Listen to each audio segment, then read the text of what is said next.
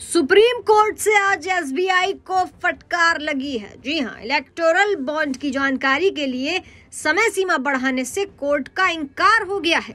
दरअसल मामले पर सुनवाई कर रही संविधान पीठ के सदस्य ने एसबीआई के वकील से कहा कि आपने बताया कि इलेक्टोरल बॉन्ड की पूरी जानकारी एक सील कवर लिफाफे में रखी गई है, तो ऐसे में आपको सिर्फ सील कवर खोलकर जानकारी ही देनी है।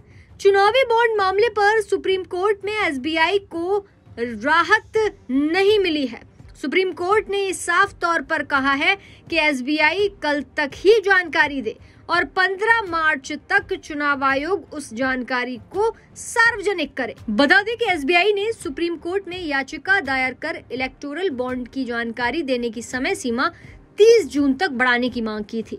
एसबीआई की तरफ से सुप्रीम कोर्ट की सुनवाई में वकील पेश हुए।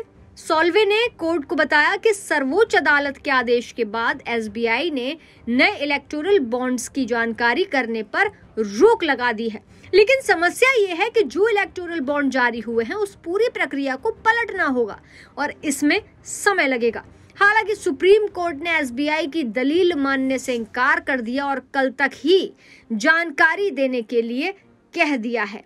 सुनवाई के दौरान चीफ जस्टिस डीवाई चंद्रचूड़ ने कहा कि आप कह रहे हैं कि दानदाताओं और राजनीतिक पार्टियों की जानकारी सील कवर के साथ एसबीआई की मुंबई स्थित मुख्य शाखा में है।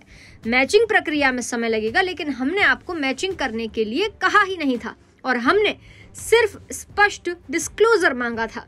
मामले पर सुनवाई कर रही संविधान पीठ के सदस्य ने कहा कि आपने बताया कि इलेक्टोरल बॉन्ड की पूरी जानकारी एक सील कवर लिफाफे में रखी गई है, तो ऐसे में आपको सिर्फ सील कवर खोलकर जानकारी ही देनी है, जिसके लिए 1 दिन का समय बहुत है। सीजीआई ने एसबीआई को फटकार लगाते हुए कहा कि हमने 15 फरवरी को आदेश दिया था और आज 11 मार्च है, ऐसे में बीते 26 दिनों में आपने क्या किया, ये बताया जाना चाहिए कि ये काम हुआ है और अब हमें और समय चाहिए। हम एसबीआई से स्पष्टवादिता की उम्मीद करते हैं। इस पर एसबीआई के वकील ने कहा कि अगर आप मैचिंग नहीं चाहते हैं तो हम 3 हफ्ते में पूरी जानकारी दे सकते हैं। हालांकि कोर्ट ने एसबीआई की दलील मानने से इनकार कर दिया और एसबीआई को कल यानी कि 12 मार्च तक जानकारी देने का आदेश दिया। साथ ही चुनाव आयोग से 15 मार्च तक इस जानकारी को सार्वजनिक रखने का आदेश दिया। सुप्रीम कोर्ट ने एसबीआई की याचिका खारिज कर दी है। साथ ही कहा है कि आदेश के पालन के लिए एसबीआई चेयरमैन और एमडी हलफनामा दायर करें। हम इस बार एसबीआई के खिलाफ अवमानना की कार्रवाई नहीं कर रहे हैं, लेकिन हम एसबीआई के नोटिस में ये बात लाना चाहते हैं कि कोर्ट के आदेश का जानबूझकर उल्लंघन करने और तय समय में निर्देशों का पालन नहीं करने के लिए बैंक के खिलाफ अवमानना की कार्रवाई की जा सकती है। Supreme court state bank of India की याचिका पर सुनवाई जब कर रहा था तो इस पर काफी बहस हुई, जिसमें एसबीआई बैंक ने इलेक्टोरल बॉन्ड से जुड़ी जानकारी साझा करने की समय सीमा 30 जून तक बढ़ाने की मांग की, जिसे खारिज कर दिया गया। साथ ही सुप्रीम कोर्ट आज ही एनजीओ एडीआर की याचिका पर भी सुनवाई कर रहा है, जिसमें एसबीआई के खिलाफ अवमानना याचिका दायर की गई थी।